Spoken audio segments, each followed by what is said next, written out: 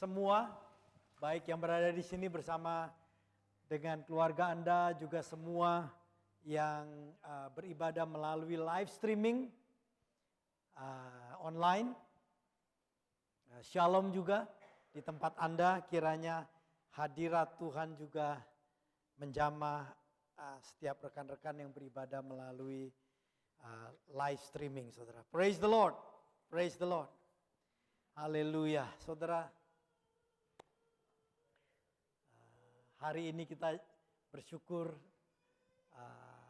sejak kemarin kita boleh merasakan cuaca yang cerah, saudara ya. Dan hari ini cuaca yang sebentar ini oke? Sini ya. Memang di sini ya, oke. Jadi haleluya, ini katanya dipakai untuk terjemahan ya, translation. Saudara, kita walaupun udara berubah ya, terkadang kita bisa rasakan lebih hangat, terkadang bisa lebih dingin juga. Bahkan beberapa hari yang lalu waktu pastor sedang driving, tiba-tiba juga hujan es ya. Ada, terutama di wilayah saya ada hujan es gitu ya.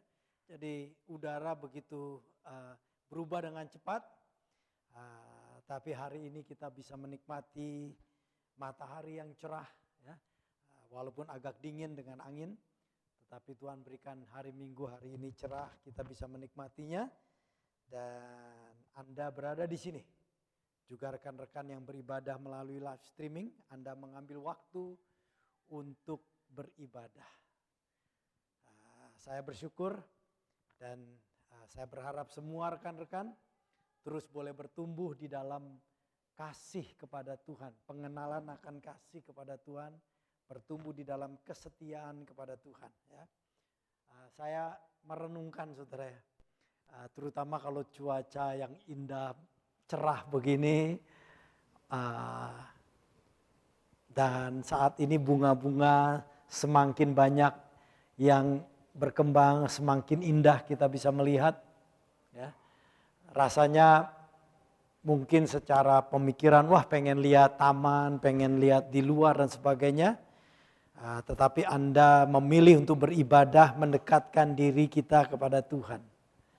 Dan saya bersyukur kasih Anda, kasih jemaat terus boleh bertumbuh, kasih kita kepada Tuhan bertumbuh. Nah, kasih ini sesuatu yang sangat penting, saudara, karena kasih itu membawa kegairahan.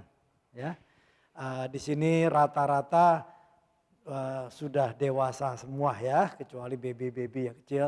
Nah, rata-rata kayaknya semuanya pernah jatuh cinta deh, jatuh cinta monyet waktu SMP atau SMA ya, whatever ya, rasanya pernah ada satu masa di saudara begitu senangnya dengan satu pribadi ya. Kalau saudara sedang dalam cinta begitu kan, hampir setiap hari yang ada di otak saudara itu adalah orang yang Anda cintai, Anda sukai, Anda cintai. Ya, berangkat sekolah bisa bergairah, tadinya disuruh mamah bangun jam 6 ogah-ogahan, sekarang jam 5 pun buru-buru bangun karena pengen ke sekolah. Ya, pengen kalau bisa jemput si dia dari rumah juga. Ya. Nah, Anda yang pernah merasakan satu cinta ya, kasih itu bergairah, memberikan kegairahan. Begitu pula di dalam kehidupan kekristenan, kalau kita tidak bertumbuh di dalam kasih kita, pengenalan kita akan kasih Tuhan, bisa berbahaya. Karena nanti lama-lama kehidupan kekristenan bisa menjadi satu tradisi saja, sekedar KTP Kristen, tetapi tidak ada kegairahan. Ya. Saya berharap terus kita boleh berjalan, bertumbuh di dalam pengenalan akan kasih Tuhan, sehingga perjalanan kita sebagai orang percaya ada satu kegairahan, di mana saudara berbicara tentang Tuhan bergairah, ibadah bergairah, melayani juga bergairah, saudara ya. Nah, dan terutama yang melayani kalau saudara kurang atau berhenti dalam pertumbuhan mengenal kasih Tuhan, pelayanan bisa menjadi satu monoton, ya.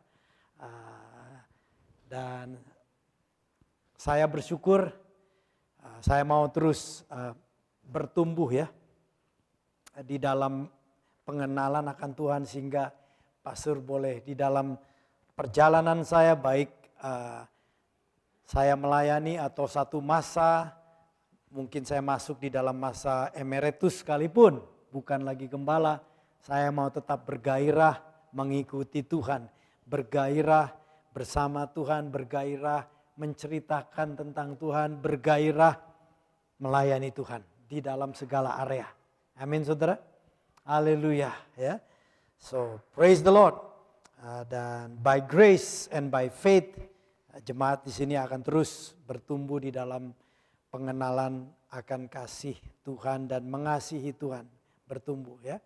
Praise the Lord. Nah, sebelum saya sampaikan firman Tuhan, hari ini kita akan mendengarkan lebih dulu pengarahan dari tim apostolik, dari pimpinan kita, Pastor Semi Hartanto, pastor yang berada di Bandung. Beliau adalah pimpinan kita, Ketua Sinode Gereja Kristus AFGF di seluruh dunia, dan salah satu anggota apostolik. Jadi kita mendengarkan suara pimpinan, suara apostolik di dalam tema bulan ini yang diberikan Stepping into the Promise. Masuk, menjalani, melangkahi untuk menikmati janji-janji Tuhan. Kita bisa dengarkan pengarahan dari Pastor Semi, suara kerasulan.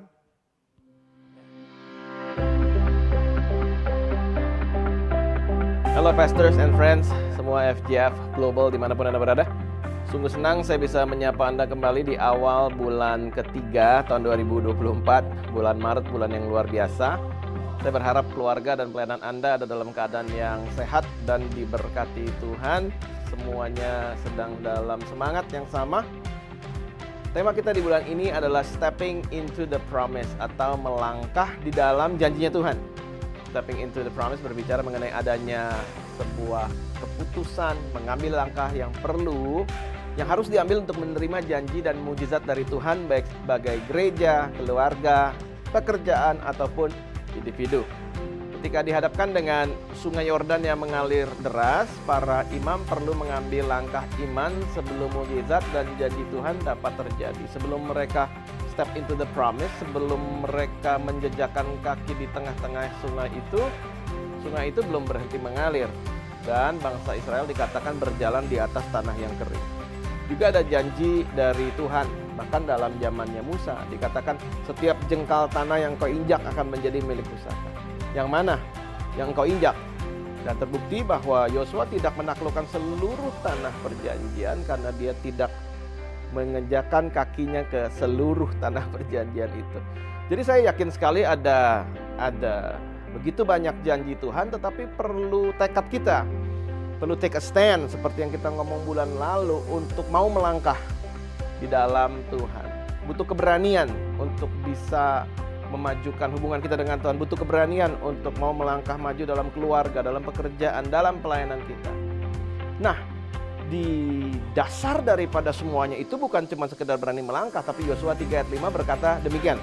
Berkatalah Yosua kepada bangsa itu, kuduskanlah dirimu, sanctify yourself, kuduskanlah dirimu, sebab besok Tuhan akan melakukan perbuatan yang ajaib di antara kamu. Saya sungguh berharap ya kita semuanya nggak hanya sekedar menjadi orang yang asal berlari atau asal berjalan. Tetapi semua yang kita lakukan harus inside out, dari dalam mengalir keluar. Sebelum Tuhan do wonders, melakukan mujizat, kegerakan, pertolongan, promosi di hari esok, terlebih dahulu hari ini kita harus ngeliat apakah saya mau menjaga satu hal yang namanya kekudusan. Dan dikatakan sanctify yourself, kuduskanlah dirimu karena besok Tuhan akan melakukan mujizat. Saya rasa di bulan Maret ini masih sangat tidak terlambat, masih di awal tahun untuk kita mendedikasikan diri kita kembali kepada Tuhan. Kita mempersembahkan kehidupan kita sebagai persembahan yang hidup, kudus, dan berkenan kepada Allah. Itu merupakan ibadah kita yang sejati. Mari kita go back to basic, kembali kepada yang mendasar, kembali kepada kekudusan Tuhan. Dan di situ akan ada perkenanan Tuhan, the favor of the Lord, dan kemudian akan ada berkat Tuhan sehingga kita bisa berjalan dengan enak. Karena itu firman Tuhan juga berkata bahwa surely goodness and mercy shall follow me all the days of my life. Sesungguhnya kebajikan dan kemurahan akan mengikuti aku sepanjang masa. Ketika kita berjalan, kita diikuti oleh yang namanya kebajikan dan kemurahan. Itu terjadi ketika kita memilih untuk menguduskan diri kita di hadapan Tuhan. Saya sungguh bersuka cita karena sepanjang bulan Februari sebagai gereja kita sudah berani untuk take a stand dalam melayani Tuhan. Ada baptisan demi baptisan terjadi di berbagai gereja FGF di seluruh dunia, dari Jakarta, Bogor, Jogja, Bandung, dan begitu banyak kota lain. Dan juga saya senang ada berita yang sangat baik sekali. Anak-anak saya juga menghadirinya, Next Gen Conference di Los Angeles, Amerika. Saya mengucapkan terima kasih untuk the whole team, volunteers yang sudah mempersiapkan dengan baik the Next Gen Conference di Los Angeles. Sungguh looking forward, akan ada generasi yang baru mulai mengalir di gereja-gereja kita, bukan hanya di Amerika, tetapi saya berdoa ini semua bisa ditiru oleh region-region yang lain. Kita harus mau menginvestasikan waktu kita, energi kita, sumber daya kita kepada the next generation. Dan juga ada leadership conference di Bangkok yang dipimpin langsung oleh Pastor Danny Hanafi. Dan kemudian Pastor Walter, saya senang sekali beliau melakukan community reach out di Amerika Latin, bukan hanya di kota, tetapi di hutan-hutan Amazon, di gunung, di daerah yang begitu sukar untuk dilalui, gereja kita ada di sana. Dan juga kita terus-menerus memperbaiki dan melakukan distribusi dari semua bahan pembekalan di area pernikahan, parenting, women, singles, dan volunteering. Saya sungguh-sungguh percaya Tuhan bekerja di tengah kita sebagai gereja. Saya berdoa agar Tuhan terus bekerja di tengah kehidupan Anda dan keluarga Anda. Mari mengambil langkah iman bersama-sama karena the future is bright. God bless us all.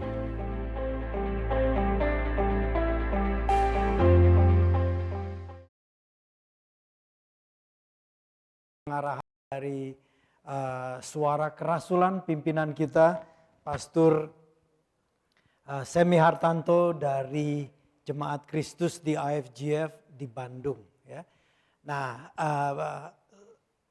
kita lihat di sini diberikan tema stepping into the promise. Ya. Tadi beliau menyampaikan firman Tuhan sedikit di kitab Yosua yang berkata, Tuhan berkata kepada umatnya, kuduskanlah dirimu. Sebab besok aku, Allah, akan melakukan pekerjaan yang besar, pekerjaan yang ajaib. Nah, saya berharap dalam tema ini, stepping into the promise bukan cuma menginginkan pemeliharaan atau mendapatkan janji-janji Tuhan, menikmatinya, itu semua baik. Tetapi jangan lupa fondasinya juga diingatkan tentang kekudusan. Ya, jadi kalau rekan-rekan yang masih muda dalam relationship Anda jaga kekudusan. Bagi siapapun di sini, apakah remaja atau orang tua, kita perlu menjaga kekudusan dalam pikiran kita. Jangan berpikir yang negatif, jangan menimpan hal-hal yang tidak benar. Kuduskan pikiran kita, hati kita, supaya di depan kita akan mengalami kebaikan pemeliharaan Tuhan. Jadi semuanya perhatikan, dan saya berharap bukan cuma bulan ini saja menjaga kekudusan, tapi dengan anugerah Tuhan setiap hari, setiap minggu, setiap bulan, setiap tahun, selama kita boleh diizinkan hidup, kita boleh menjaga kekudusan. Kekudusan dalam roh, kekudusan dalam jiwa, pikiran, perasaan, kemauan, kekudusan secara jasmani juga. Haleluya. Karena Tuhan yang baik, Dia menyiapkan karyanya bagi kita di depan kita. Haleluya. Amin saudara. Haleluya. Nah, itu yang diberikan oleh tim apostolik kita. Nah, saya juga akan masuk ke area yang sama tetapi dengan mengambil perikop yang lain. Sebab pada waktu Yosua akan masuk ke tanah perjanjian melewati sungai Yordan yang pada waktu itu sedang meluap-luap airnya. Dan dia mendengar perintah Tuhan pada waktu itu kepada orang Israel. Juga dia sudah mendengar perintah-perintah Tuhan sebelumnya pada zaman Musa.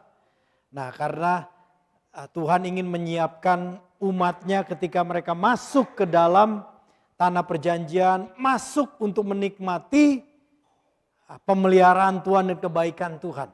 Nah, kita lihat di dalam kitab Ulangan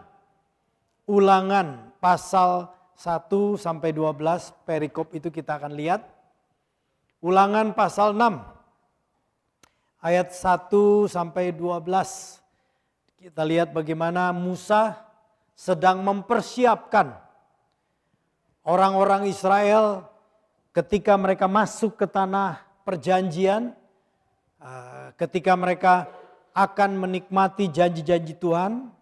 Tuhan mempersiapkan mereka dan kali ini melalui Musa. Ya, Nabi Musa mempersiapkan mereka bagaimana mereka nanti akan menduduki tanah perjanjian dan bagaimana mereka akan memanage, bagaimana mereka akan menikmati di sana. Tetapi ini yang mereka harus tahu di dalam planning mereka, dalam rencana Tuhan untuk masuk ke tanah perjanjian. Ayat 1, Ulangan pasal 6, ayat 1. Inilah perintah, yakni ketetapan dan peraturan yang aku, Musa, ajarkan kepadamu, kepada orang-orang Israel, umat Tuhan, atas perintah Tuhan Allahmu, untuk dilakukan di negeri kemana kamu pergi untuk mendudukinya. Tuhan di dalam pasal 6 ini mempersiapkan satu petunjuk ketika mereka akan memasuki tanah perjanjian. Ketika mereka akan pergi ke sana dan mendudukinya, masuk ke sana. Kita lihat hal-hal apa yang Tuhan berikan, nasihat-nasihat apa ketika mereka akan menjelajahi atau akan menduduki, akan masuk ke sana. Stepping into the promise. Ayat 2. Ayat 2. Supaya seumur hidupmu, engkau dan anak cucumu takut akan Tuhan Allahmu dan berpegang pada segala perintah, segala ketetapan dan perintahnya yang kusampaikan kepadamu supaya lanjut umurmu. God is good. Bukan cuma supaya kita ini bisa menikmati janji-janji Tuhan, tetapi juga kita bisa menikmati kesehatan lanjut umur. Ya, Tuhan Allah yang baik. Nah, di sini kita belajar pertama-tama pada waktu orang Israel dipersiapkan untuk masuk ke tanah perjanjian, Tuhan berkata, ketika engkau masuk sana menikmatinya, jangan lupa bahwa berkat itu bukan cuma kepada engkau, tetapi juga anak cucumu. Supaya seumur hidupmu engkau dan anak cucumu takut akan Allah dan berpegang pada segala ketetapan dan perintahnya yang kusampaikan kepadamu dan supaya lanjut umurmu. Saudara, kalau kita berbicara tentang mengalami berkat Tuhan, pemeliharaan Tuhan, mengalami janji Tuhan, jangan cuma sekedar untuk aku, tetapi pikirkan ke depan. Bahkan kepada anak cucu kita. Makanya kita diajarkan oleh firman Tuhan dan di gereja di sini diingatkan untuk menjaga kekudusan dalam semua area by the grace of God, di dalam pikiran kita, kemauan perasaan kita, kekudusan di dalam relationship, kekudusan di dalam pekerjaan, Anda tidak memakai pekerjaan dengan sembarangan, Anda menghargai pekerjaan, Anda tidak curang di dalam pekerjaan, Anda tidak mau menang sendiri dalam pekerjaan. Semua itu kita jaga di dalam kekudusan, termasuk saya bilang di sini banyak rekan-rekan muda juga yang relationship jaga kekudusan. Dan saya juga berbicara kepada yang berkeluarga, laki-laki jaga kekudusan juga. Ya. Semuanya menjaga kekudusan. Karena apa? Apa yang kita lakukan ini mempengaruhi anak cucu kita. Jadi kalau bicara tentang berkat Tuhan, jangan cuma memikirkan diri kita sendiri. Apa yang kita lakukan, tindakan kita ini akan ada efeknya kepada keturunan anak cucu. Saya bersyukur saudara-saudara di sini semua, baik yang beribadah juga melalui live streaming, kita boleh memilih takut akan Tuhan. Kenapa saudara? Karena kita tahu takut akan Tuhan. Berkatnya akan sampai kepada anak cucu kita. Saya menghargai rekan-rekan yang membawa anak-anak Anda dari sejak kecil untuk beribadah, melatih anak-anak kita untuk belajar menghargai Tuhan. Karena Anda memikirkan berkat Tuhan bukan cuma sampai kepada diri Anda, tetapi juga keturunan anak cucu kita. Jadi ketika kita memikirkan stepping into the promise, Tuhan tidak hanya memberkati kita pribadi, Tuhan mau kita mengalaminya bersama dengan keluarga, termasuk cucu-cucu, ya, anak cucu kita. Haleluya. Praise the Lord. Ayat 3 dan ayat 4. Firman Tuhan berkata, maka dengarlah hai orang Israel, dengarlah hai orang Israel. Kalau kata dengar itu dalam bahasa Ibraninya Syama. Syama Israel. Dengarlah hai orang Israel. Lakukanlah itu perintah Tuhan, petunjuk Tuhan. Lakukanlah itu dengan setia supaya baik keadaanmu. Dan supaya kamu menjadi sangat banyak seperti yang dijanjikan Tuhan. Allah nenek moyangmu kepadamu di suatu negeri yang berlimpah-limpah susu dan madunya. Kita melihat sini dan ayat 4 kembali perkataan firman Tuhan, dengarlah hai orang Israel, Syama hai Israel. Tuhan itu Allah kita, Tuhan itu Esa. Ayat 3 dan 4 perhatikan.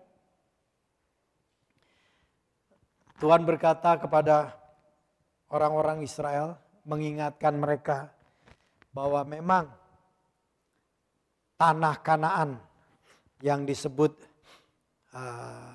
yang sekarang ini menjadi negara, sebagian besar negara Israel, adalah tanah yang dijanjikan Tuhan kepada mereka, saudara.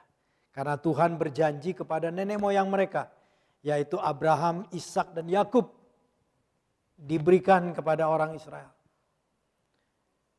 Nah, kalau dalam perjalanan sejarah, karena mereka tidak setia kepada Tuhan, akhirnya mereka tercemar dan menyembah berhala-berhala di wilayah di sana. Akibatnya mereka sebagian besar dibuang ya oleh Tuhan.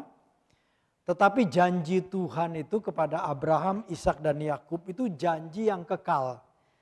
Artinya walaupun orang Israel tercerai berai di berbagai benua, ya, tetapi satu hari Tuhan kumpulkan kembali untuk mereka berada di tanah perjanjian itu, yaitu di tanah Israel.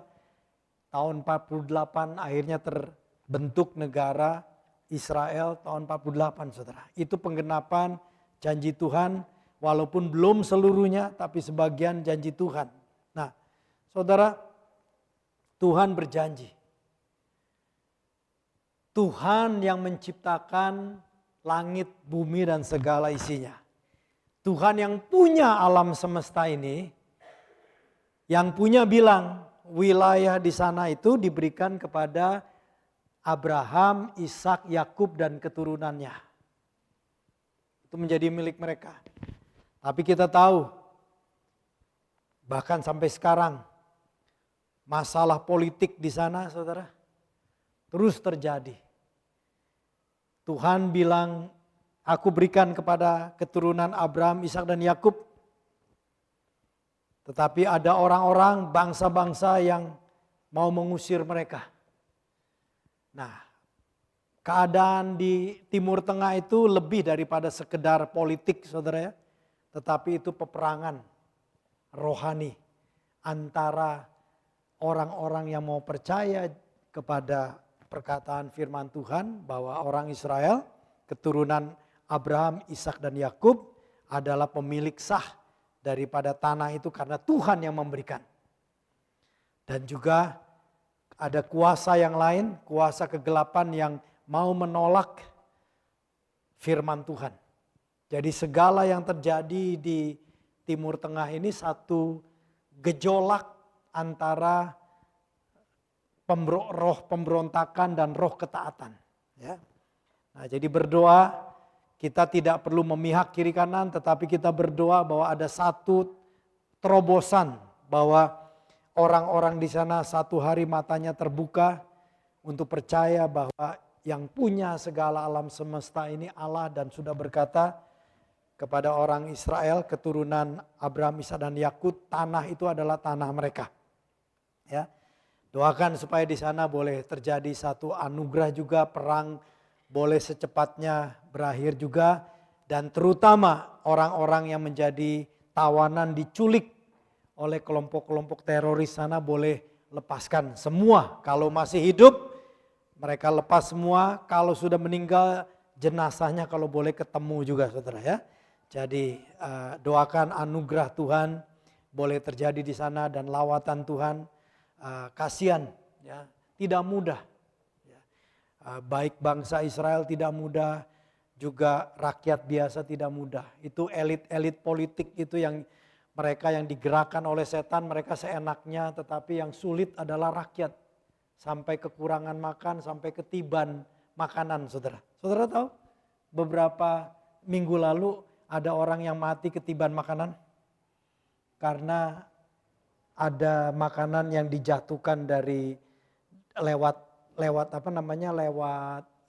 payung itu, saudara ya, terjun payung lewat payung itu, tetapi rupanya ada yang terjadi malfunction, ada payung yang tidak keluar, akibatnya palat-palat yang di atasnya itu ada makanan jatuh dan menimpa orang-orang. Kasihan, saudara ya, kasihan ya. Nah, kita berdoa belas kasihan Tuhan mengalir ke sana dan kebenaran boleh membukakan mata-mata orang-orang yang masih gelap sehingga boleh melihat bahwa Tuhanlah yang berkuasa, yang menentukan di dalam kehendaknya.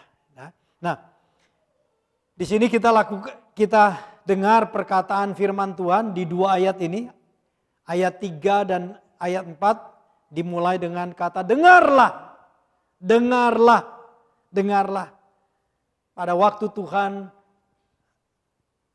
mempersiapkan umatnya untuk memasuki tanah perjanjian. Bagi kita umat Tuhan dalam perjanjian baru, Tuhan ingin kita ini bisa menikmati janji-janjinya. Ya, Dia adalah Bapa yang baik. Kalau Bapa yang baik, Dia ingin anak-anaknya bisa menikmati. Ya, di sini nggak ada Bapa yang ingin menyiksa anaknya. Amin, saudara. Kita ingin anak-anak kita ini bisa menikmati. Ya.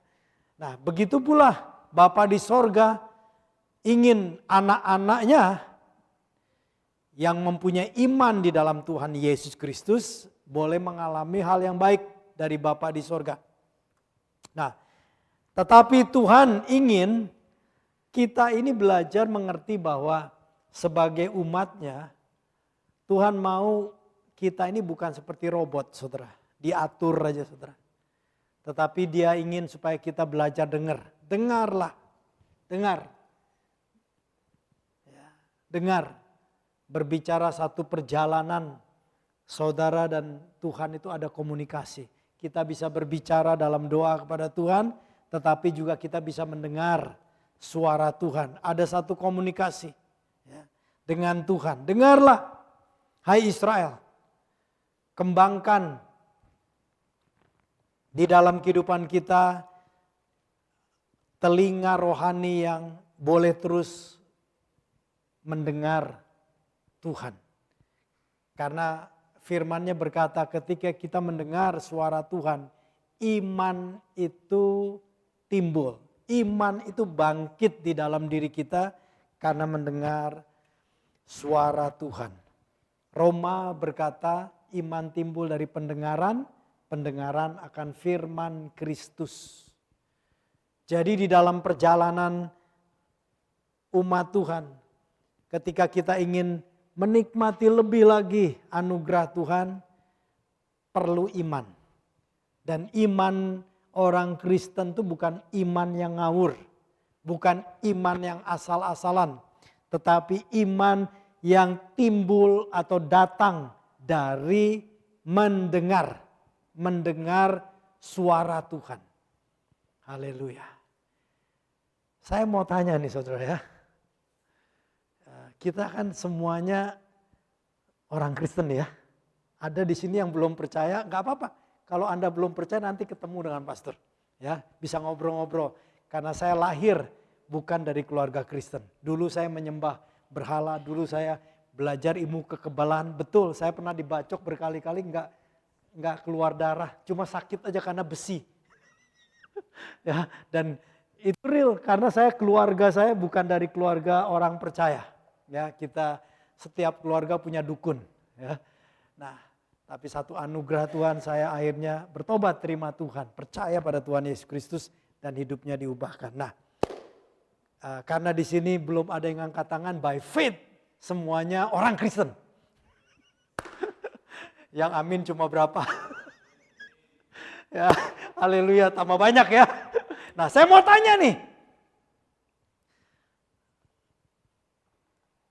Ini bukan salah atau benar, tapi kita ingin belajar, betul? Ingin belajar. Di sini ada enggak saudara yang pernah dengar suara Tuhan? Kalau yang pernah dengar angkat tangan. Ya. Saya ulangi lagi nih, pernah enggak saudara dengar suara Tuhan? Ya. Yang angkat cuma beberapa. Tambah lagi, ya. Ini penting saudara. Katanya saudara orang Kristen ya. Nah ini saya mau tanya, pernah nggak dengar suara Tuhan? Yang pernah dengar suara Tuhan angkat tangan. Tambah lagi. Ya. Nah, tapi sebagian masih ragu-ragu. Nah ini penting saudara. Kita seringkali orang Kristen ini ditipu. Merasa kita belum pernah dengar suara Tuhan. Saya bilang, kalau kita ini betul-betul orang Kristen, percaya pada Tuhan Yesus, sekalipun Anda rasanya tidak pernah dengar suara Tuhan, saya kasih tahu Anda pasti pernah dengar, paling tidak sekali. Sebab tidak mungkin Anda menjadi orang Kristen kecuali Anda dengar suara Tuhan. Nah, sini kita percaya Tuhan Yesus semua ya. Betul nggak? Nah saya kasih tahu. Anda dan saya bisa percaya ini karena Anda pernah dengar suara Tuhan. Cuma kita ini nggak pernah dibukakan sehingga kita ini nggak pernah menyadari bahwa kita pernah dengar suara Tuhan. Kalau Anda pernah dengar suara Tuhan, artinya Anda tidak budek rohani. Haleluya. Tidak budek. Tidak tuli. Nah, budek itu bahasa Sunda ya. Sorry ya. Tidak tuli ya kalau bahasa Indonesia yang formal ya. Tidak tuli telinga rohani kita. Anda pernah dengar. Cuma tidak pernah dilatih. Sehingga ketika Allah berbicara, kita ini nggak dengar. Karena nggak kenal suara dia. Nah,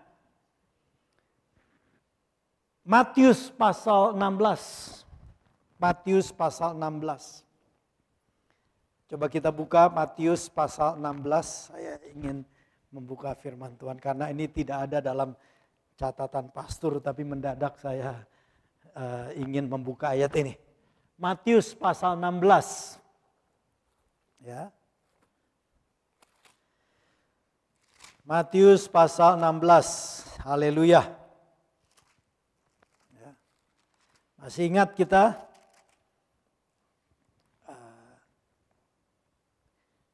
Ayat 13.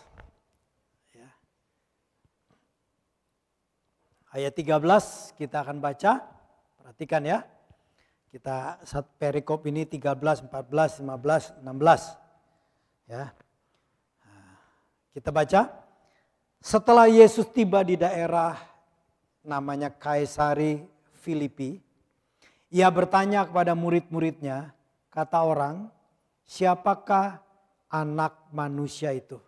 Nah, kita tahu Yesus menyebut dirinya sebagai anak Allah, tapi dia juga anak manusia. Artinya apa saudara? Yesus adalah putra Allah, tetapi dia juga menjadi manusia. Ya, dia anak Allah, dia anak manusia. Yesus bilang, siapa aku ini? Ayat 14, murid-muridnya menjawab. Jawab mereka, ada yang mengatakan, Yohanes Pembaptis, engkau ini Yohanes Pembaptis. Ada juga yang mengatakan, engkau ini Elia, Nabi Elia. Ada juga yang mengatakan, Yesus itu Nabi Yeremia, seperti Nabi Yeremia. Atau salah satu dari para nabi. Ya, ayat 15. Lalu Yesus bertanya kepada mereka, tetapi apa katamu, siapakah aku ini?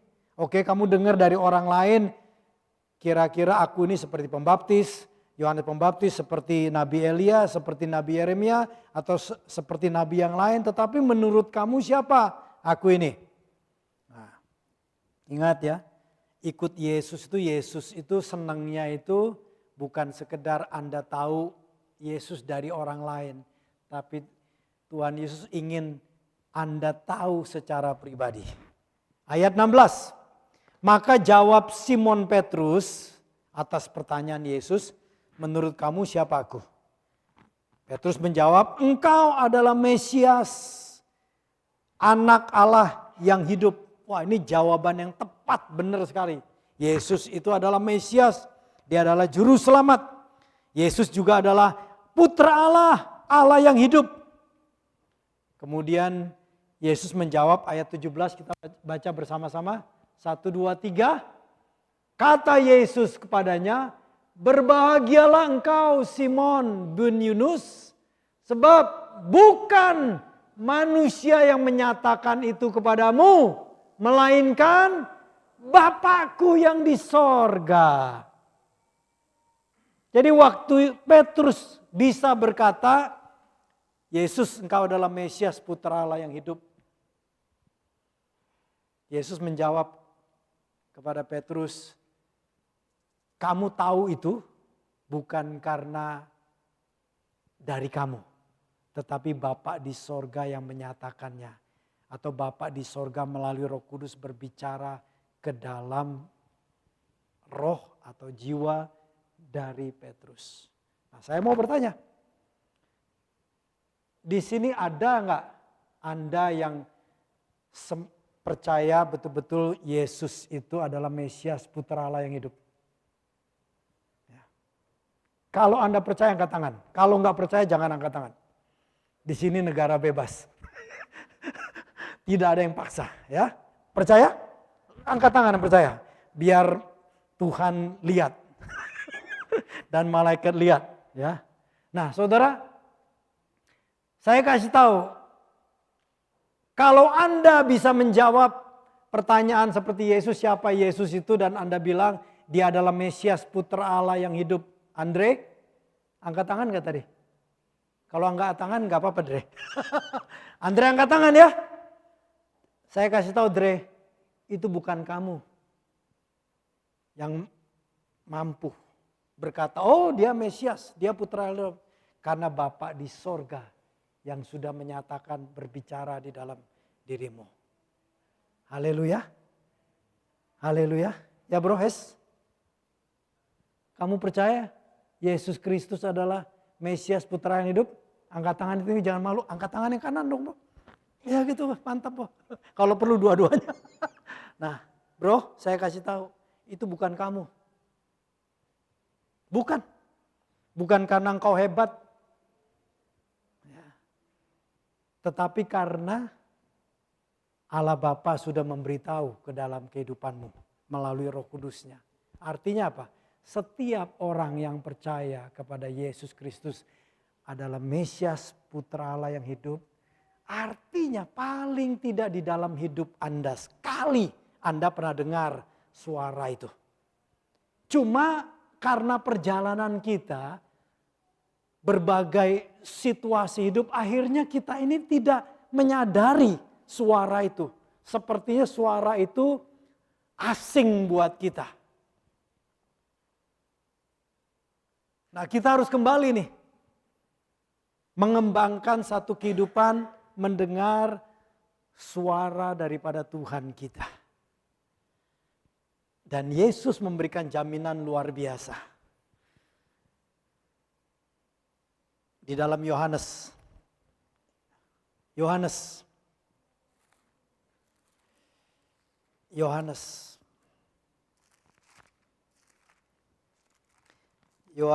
pasal 10.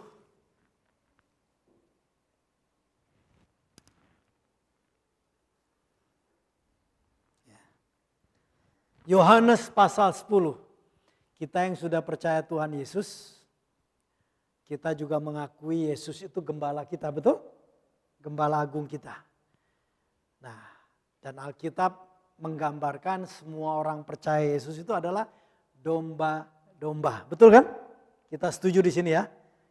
Orang percaya itu domba. Nah, Yohanes pasal 10. Kita lihat ayat 3.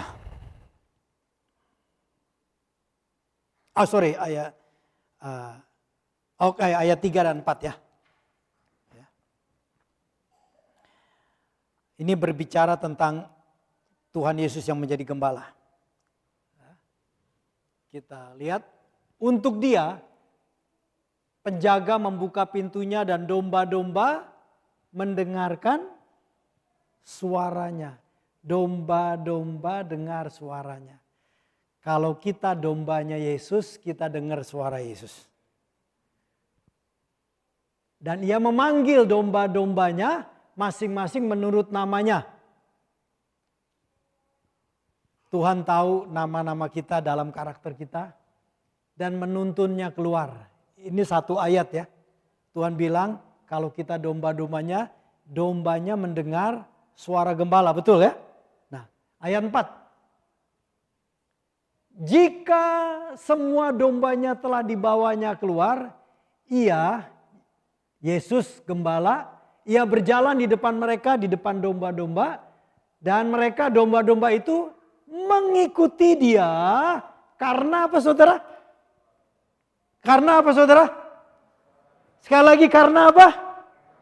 Karena mengenal suara. Kalau saudara dan saya ini dombanya Yesus, kita kenal suaranya. Kita tahu suaranya. Ada amin saudara? Yakinkan di dalam roh Anda bahwa Anda ini bisa mengenal suara Tuhan. Kalau kita ini dombanya. Mengenal suaranya. Tadi mendengar suaranya, mengenal suaranya. Haleluya. Bukan cuma dengar suara dan tahu, mengenal, membedakan. Karena di dunia ini banyak suara.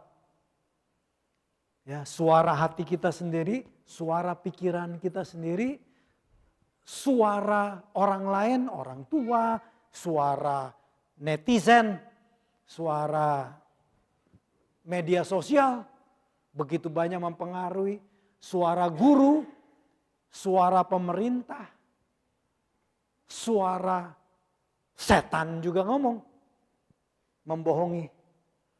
Suaranya ada. Tetapi di tengah-tengah itu ada suara gembala agung kita Yesus. Dan di tengah-tengah itu kita dapat mengenal suaranya. Haleluya. Amin saudara. Yakinkan diri Anda, diri kita. Kalau kita ini sudah percaya Tuhan Yesus Kristus. Mesias Juru Selamat. Kita adalah domba-dombanya. Artinya kata Yesus kita bisa dengar suaranya. Pasti Anda dengar suaranya. Kita bisa mengenal suaranya. Nah, bagaimana saudara? Belajar mengenal suara Tuhan melalui firman-Nya. Dengarlah. Firman Tuhan bilang, dengar. Dengarlah hai Israel.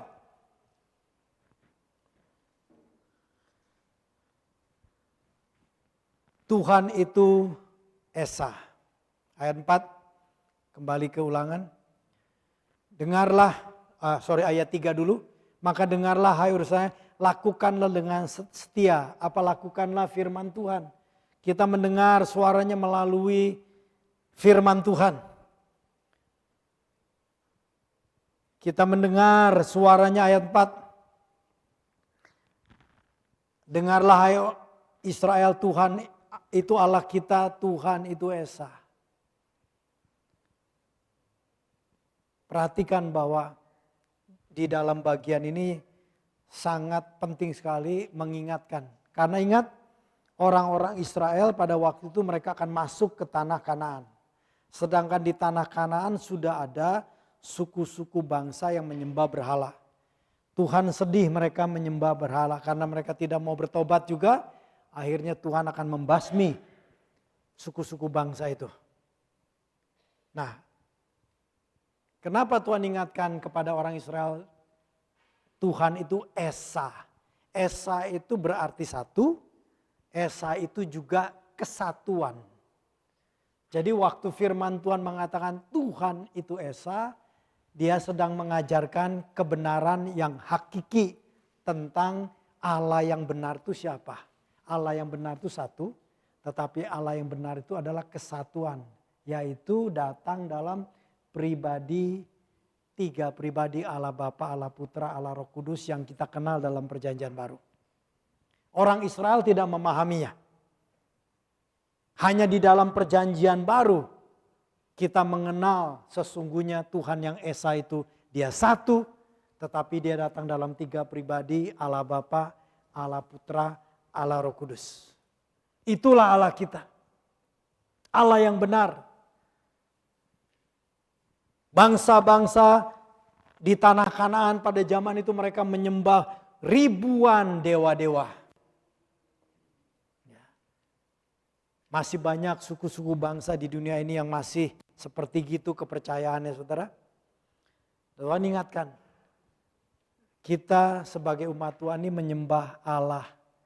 Satu tetapi datang dalam tiga pribadi. In the name of the Father, the Son, and the Holy Spirit. In the name of Jesus Christ, the Lord. Itulah Tuhan kita saudara. Jangan sampai kita menjadikan hal apapun Tuhan. Mungkin sebagai orang Kristen kita tidak menyembah patung-patung atau kepercayaan lain. Tapi kadang-kadang kita menjadikan kepintaran sebagai penyembahan kita, andalan kita. Koneksi kita menjadi andalan kita. Kecantikan atau ketampanan, kemampuan kita menjadi andalan kita. Tuhan mau andalan kita adalah Dia, Tuhan yang Esa itu. Haleluya. Kemudian ayat 4 berkata, kasihanilah. Oh bukan kasihanilah, sorry. Kasihilah, love the Lord, not have mercy on the Lord. Ya, kita yang perlu mendapat belas kasihan Tuhan. Tetapi firman Tuhan ayat 5, kasihilah, love the Lord. Kasihilah Tuhan Allahmu dengan segenap hatimu dan dengan segenap jiwamu dan dengan segenap kekuatanmu.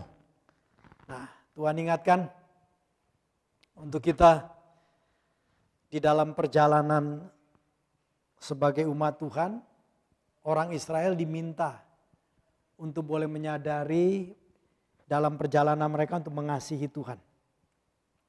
Perintah yang sama-sama saudara. Bahkan di dalam perjanjian baru kita diberikan satu anugerah yang luar biasa lagi. tentang bagi orang-orang yang mengasihi Allah. Ya. Firman Tuhan Roma pasal 8 ayat 28 berkata, kami tahu bahwa Allah turut bekerja dalam segala hal untuk mendatangkan kebaikan bagi orang-orang yang mengasihi Allah. Haleluya. Roma, kita baca 1, 2, 3. Kita tahu sekarang bahwa Allah turut bekerja dalam segala sesuatu. Sampai di sini dulu. Saya ajak kita bersama belajar. Membaca Alkitab jangan sekedar baca, tapi ada momen-momen di mana kita perlu merenungkan. Segala sesuatu itu artinya apa, saudara? Segala sesuatu artinya apa? Ya, kalau orang Sunda bilang kabeh. Ya, orang Jepang bilang jembu. Ya, saya nggak tahu bahasa Manado, bahasa Cina saya nggak tahu juga tuh. Apa itu bahasa Cina itu? Semua itu. Ya, saya nggak tahu tuh. Kalau bahasa Jepang, bahasa Jerman saya ingat ale. Ya. Ale, semua. Semua itu artinya semua. Baik dalam keadaan lancar ataupun keadaan yang dianggap tidak baik, itu artinya semua, segala sesuatu. Allah bekerja untuk mendatangkan apa, saudara? Kebaikan. Haleluya. Tuhan sendiri yang akan mendatangkan kebaikan itu. Bagi mereka yang mengasihi Dia. Jadi kalau kita ini bertumbuh mengasihi Tuhan, percaya bahwa di tengah-tengah kehidupan kita apapun kondisinya, Allah bekerja mendatangkan kebaikan. Jadi seandainya kita ini dalam keadaan sulit sekalipun, jangan putus asa. Tetap mengasihi Tuhan. Karena Tuhan sedang menyiapkan dan sedang wrapping, membungkus satu hadiah, satu anugerah untuk siap-siap pada waktunya dikirim kepada Anda. Dan kalau Tuhan sudah kirim, nggak bisa ada yang stop. Haleluya. Kalau Tuhan sudah kirim, tidak ada yang bisa mencurinya. Kalau Tuhan sudah kirim, tidak ada yang bisa menggagalkan. Haleluya. Jadi bagian kita bertumbuh mengasihi Tuhan. Jadi ayat ini kita untuk menikmati anugerah Tuhan itu belajar bertumbuh mengasihi Tuhan. Kasihilah Tuhan Allahmu dengan segenap hati, dengan segenap jiwa, dengan segenap kekuatanmu. Kasihilah. Nah, saudara, bagaimana kita tahu kita ini orang yang belajar bertumbuh mengasihi Tuhan? Pengen tahu ya bagaimana kita ini menjadi orang yang bertumbuh mengasihi Tuhan? Prinsipnya sama, perjanjian lama dan perjanjian baru sama. Ayat 6 berkata, apa yang kuperintahkan kepadamu hari ini haruslah engkau memperhatikannya. Orang yang mengasihi Tuhan adalah orang yang dengar perintah Tuhan dan memperhatikan, artinya melakukan perintah Tuhan. Prinsip yang sama dikasih tahu di perjanjian baru. Dan hebatnya yang beritahu kita adalah Tuhan Yesus sendiri. Yohanes pasal, kita lihat Yohanes pasal 14 ayat 15. Ini yang memberitahu Tuhan kita sendiri. Tuhan beritahu standarnya orang-orang yang bertumbuh mengasihi Dia. Dan Anda bisa lihat 1, 2, 3. Jikalau kamu mengasihi aku, kata Tuhan Yesus, kamu akan menuruti segala perintahku. Jikalau Kaleb mengasihi Tuhan Yesus, Kaleb akan menuruti segala perintahnya. Kita belajar, mungkin kita tidak sempurna, tapi kita mau belajar mengikuti perintah Tuhan. Bahkan sampai kalau boleh satu hari segala perintah Tuhan. Karena inilah yang Tuhan minta. Orang yang mengasihi aku, kata Tuhan Yesus, dia yang nurut kepada perintahku. renungkan. Apakah dalam perjalanan hidup kita ini ada hal-hal yang kita tidak nurut sama Tuhan? Berubahlah, Tuhan minta ampun sama Tuhan dan by the grace of God belajar nurut. Nurut sama Tuhan, sama perintah Tuhan. Amin saudara. Jadi mengasihi Tuhan itu bukan sesuatu yang abstrak. Mengasihi Tuhan itu sesuatu yang bisa saudara melihat dalam kehidupan kita sendiri. Apakah kita ini orang yang mau belajar untuk memperhatikan perintah Tuhan, mau melakukan perintah Tuhan. Karena firman-Nya berkata, orang yang mengasihi Dia adalah orang yang memperhatikan perintah-Nya, orang yang mau melakukan perintah-Nya. Ya. Di sini kalau Anda sudah percaya Tuhan Yesus tapi Anda belum dibaptis, minggu ketiga kita ada baptisan. Jangan tunggu lama-lama. Ya. Jangan tunggu lama-lama, saudara hari ini juga saudara kasih tahu dan akan diberikan penjelasan supaya minggu depan saudara bisa ikut baptisan. Itu perintah Tuhan. Ya. Dan hal-hal yang lain yang kita tahu kita belum lakukan, lakukan. Nah, kalau sesuatu yang kita langgar, by the grace of God kita bertobat. Haleluya. Dan berubah. Amin saudara. Haleluya. Dan kemudian kita lihat firman Tuhan juga berkata selanjutnya. Ya. Ayat 7. Haruslah engkau, kembali ke dalam kitab Ulangan pasal 6. Ayat 7. Haruslah engkau mengajarkannya berulang-ulang kepada anak-anakmu. Dan membicarakannya apabila engkau duduk di rumahmu, apabila engkau sedang dalam perjalanan, apabila engkau berbaring dan apabila engkau bangun. Haruslah engkau mengikatkannya sebagai tanda pada tanganmu dan haruslah itu menjadi lambang di dahimu. Jadi firman Tuhan itu harus diajarkan. Berulang-ulang kepada anak kita, cucu kita, anak cucu kita. Tadi saya bilang bahwa ketika kita berbicara masuk dan menikmati berkat Tuhan, janji-janji Tuhan, jangan cuma memikirkan diri kita. Tetapi Tuhan ingin anak-anak kita, cucu-cucu kita pun boleh mengalami pemeliharaannya. Ya. Bagian kita adalah selain daripada takut akan Tuhan, selain daripada kita belajar dengar Tuhan dan melakukan perintahnya dan mengasihi Tuhan, kita juga ajarkan berulang-ulang kepada anak-anak kita saudara.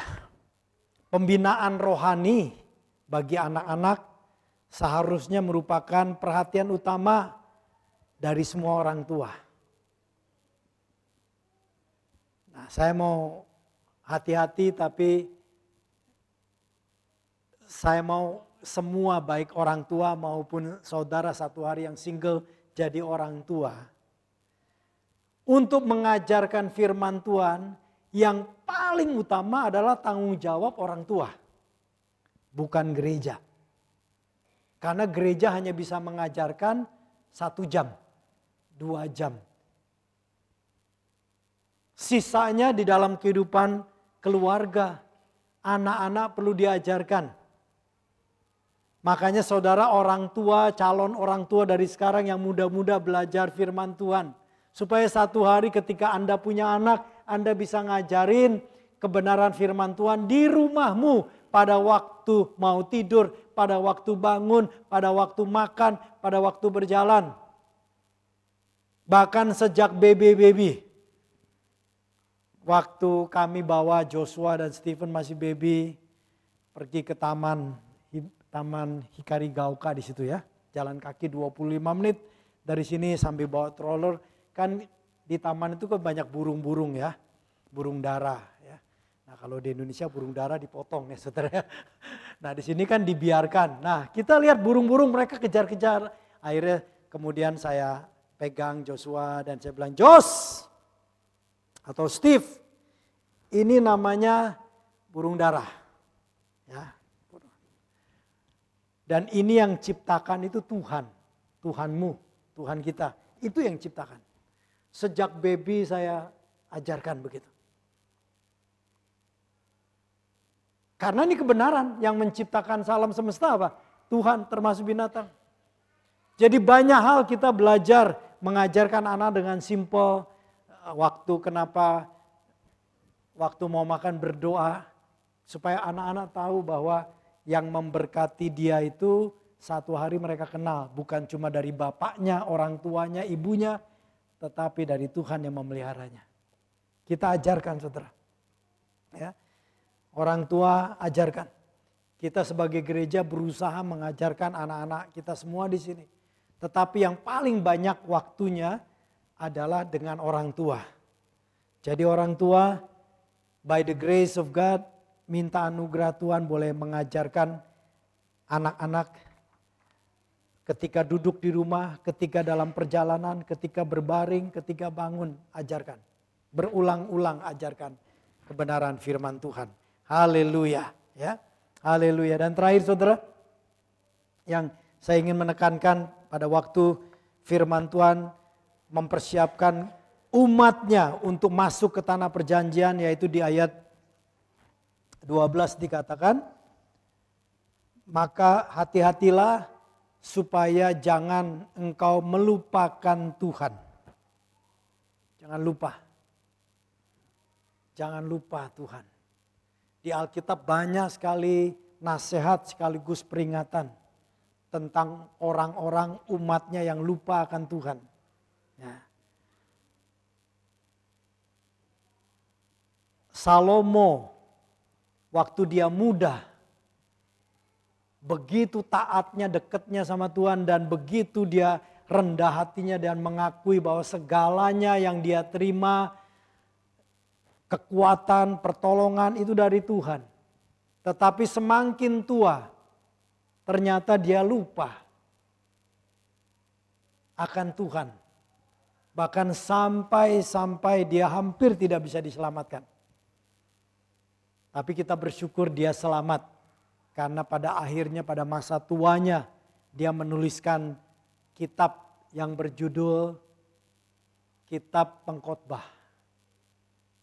Pengkhotbah itu yang menulis Salomo dan akhir kata di dalam pasal yang terakhir dia berkata, akhir kata dari semuanya ini, takutlah akan Tuhan.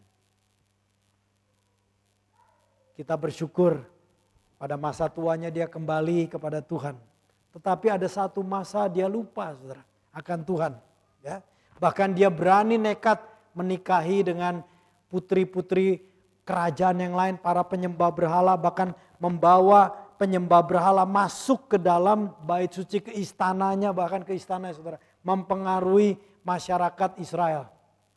Ya, jangan lupa Tuhan. Ya. Jangan lupa Tuhan. Kalau saudara sudah ditolong bisa sekolah di Jepang dengan berbagai cara, jangan lupa Tuhan. Saya bersyukur anak-anak muda di sini yang sekolah banyak, yang sekolah Anda bisa dapat kesempatan sini beasiswa atau mungkin dari orang tua. Tapi Tuhan buka jalan Anda bisa sekolah ini. Jangan lupa Tuhan sambil saudara cari ilmu yang baik, dapatkan pengetahuan yang baik, dapatkan degree yang tinggi. Cari Tuhan, jangan lupa Tuhan. Rekan-rekan yang bekerja di sini, dalam segala tantangan Anda pada waktu mau datang ke Jepang, akhirnya kesempatan terbuka, Tuhan datang menjamah dan akhirnya memberikan kesempatan untuk datang bekerja di sini. Jangan lupa Tuhan. Boleh cari uang, tidak ada salahnya. Seandainya Anda jadi orang kaya pun boleh. Tuhan tidak ada masalah. Abraham orang yang terkaya pada zaman itu. Bapak orang beriman. Ayub orang yang terkaya di zaman itu. Is okay. Daud raja yang sangat kaya. Sampai emas-emas dia siapkan untuk membangun rumah Tuhan. Is okay saudara. Tetapi yang Tuhan mau di dalam berkat segala perjalanan hidup, jangan lupa Tuhan. Jangan lupa Tuhan. Haleluya. Jangan lupa Tuhan. Kalau saudara kita sudah mengalami hal-hal yang baik, jangan lupa. Jangan melupakan Tuhan. Daud satu hari dalam perjalanan hidupnya, ada masa dia lupa Tuhan. Sampai dia berbicara ke dalam jiwanya. Di Mazmur 100. 3. Dia berkata, hai jiwaku, pujilah Tuhan. Hai jiwaku, janganlah lupakan kebaikannya. Ini Daud loh saudara, yang luar biasa, dia bisa lupa Tuhan. Dia bisa lupa sampai dia ingatkan jiwanya, hai jiwaku jangan melupakan kebaikan Tuhan. Kalau Daud yang begitu luar biasa diurapi bisa begitu, saudara dan saya, jangan lupakan Tuhan. Mari bangkit. Kalau saudara dan saya sudah diberikan kesempatan demi kesempatan,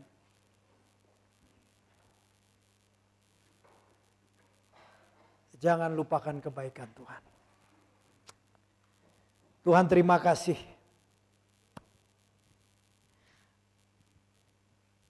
Kami boleh melihat dalam firman ini bahwa Tuhan ingin orang-orang Israel umatnya boleh masuk menjalani ke tanah perjanjian, mengalami janji-janji Tuhan.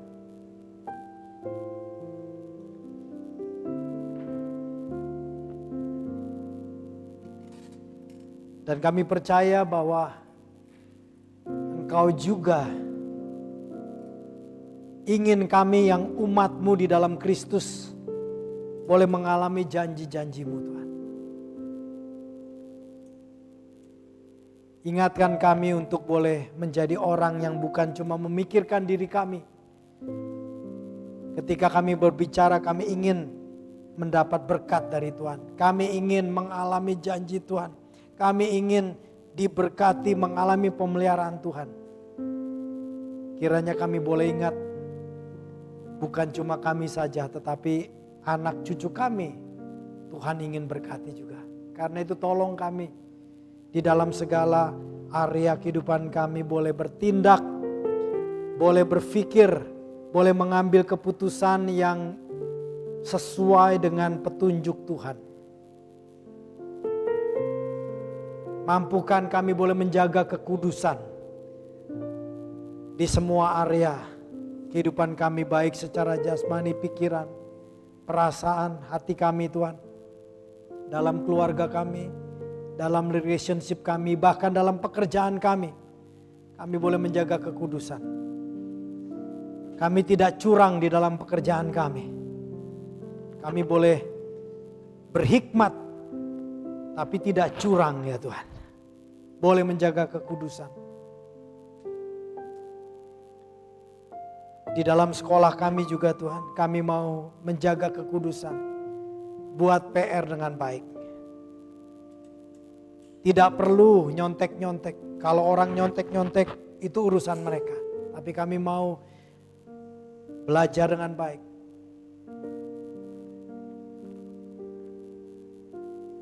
Juga dalam relationship.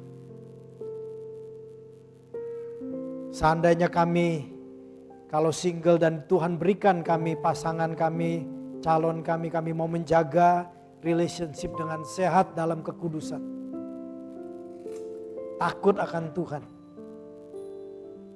Dan bawa kami untuk bertumbuh mengasihi Tuhan. Sebagai orang-orang yang mengasihi Tuhan, yaitu dengan mau mendengar, memperhatikan petunjuk perintah-Mu dan mau belajar hidup kami untuk melakukan perintah-Mu. Dan tolong kami juga Tuhan untuk boleh mempersiapkan diri kami. Sehingga satu hari ketika kami berjalan dalam berkat-Mu, kami diberkati dengan keluarga, kami boleh mengajar, menceritakan tentang Tuhan kepada keluarga kami, anak cucu kami berulang-ulang Tuhan.